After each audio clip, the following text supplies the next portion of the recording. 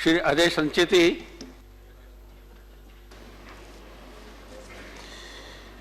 Respected sir, मैं आपका आभारी हूं कि इस महत्वपूर्ण bill the regional rural banks amendment bill 2014 पे मुझे बोलने का मौका मिला। सर, ये अमेंडमेंट बिल बेसिकली जिन मुद्दों के लिए लाया गया है वो ब्रॉडली बात करते हैं क्षेत्रीय ग्रामीण बैंकों का ऑथराइज्ड कैपिटल बढ़ाने के बारे में, स्पॉन्सर बैंक के बारे में, इशूड कैपिटल की सीमा तय करने के बारे में, बैंकों का कैपिटल रेज करने के बारे में, appointment, selection, tenure of directors के बारे में, एक टेक्निकल इशू क्लोजिंग ईयर की डेट चेंज करने के बारे में, ब्रॉडली इन्हीं विषयों के ऊपर में ये अमेंडमेंट बिल लाया गया है। सर, हमको थोड़ा सा पीछे देखना पड़ेगा कि मूलतः इन बैंकों की स्थापना क्यों की गई थी। इस बात की ओर मैं आपका ध्यान आकर्षित करना चाहता हूं। देश की रूरल पॉपुलेशन जो agriculture, allied agro business, other small businesses in villages आदि को फाइनेंशियल सपोर्ट प्रोवाइड करना ताकि डेवलपमेंट सिर्फ शहरों का ना हो, साथ में गांव का भी उतना ही तेजी से विकास हो। यह एक इंक्लूसिव डेवलपमेंट की ओर उठाया गया एक सशक्त कदम है। सर, इस देश में अनेक सरकारें आई गई, परिवर्तन होता रहा, लेकिन हर सरकार ने ग्रामीण क्षेत्र की जनता के विकास के लिए प्रयास किया है।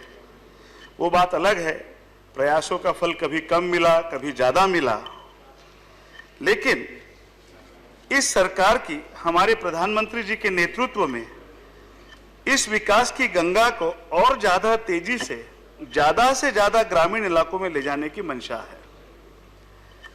अगर आप एग्जिस्टिंग रीजनल रूरल बैंक्स का परफॉर्मेंस देखें तो सर तकरीबन 25 से ज्यादा राज्यों में तकरीबन 55 से ज्यादा जगह इन बैंकों का प्रेजेंस है और मोर देन 90% बैंक्स बढ़िया प्रॉफिट में हैं। Sir, you will appreciate that farmers, small rural businessmen engaged in small businesses, service providers which has established business in rural areas are far more fairer in their practices and even in repayment of the loans in comparative with the other sectors.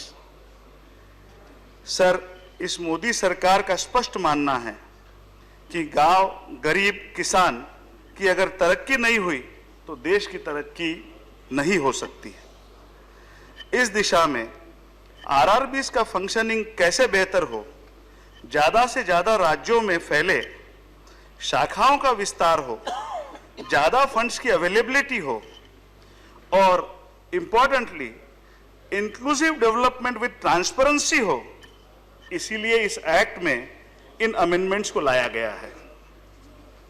Sir, समय तेजी से बदल रहा है।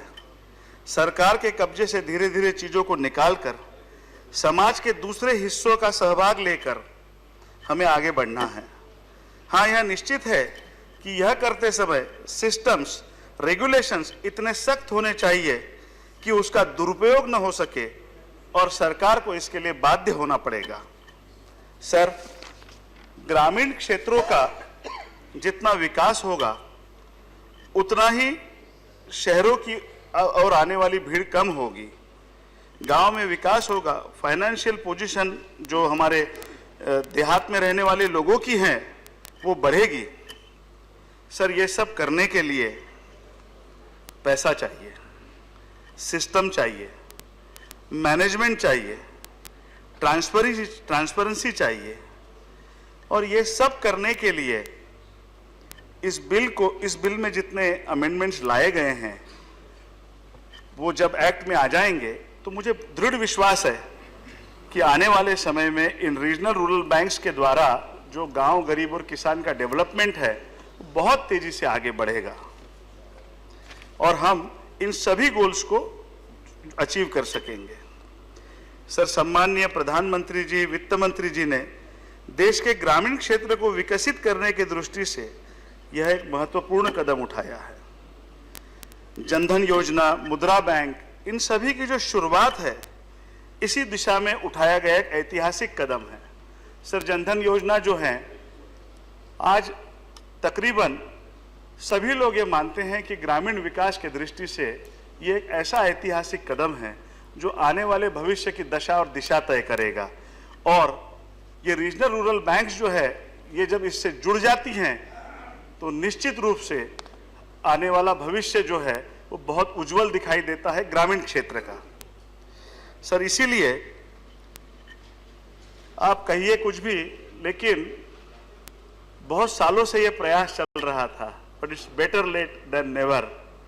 और जैसा कि कहा गया है, सीइंग इज बिलीविंग। सर, मैं इस ऑगस्ट हाउस के सभी मेंबर्स से आग्रह करूंगा कि यूनानिमसली इस बिल को सपोर्ट करें और सरकार के इस कदम को सराहें। धन्यवाद।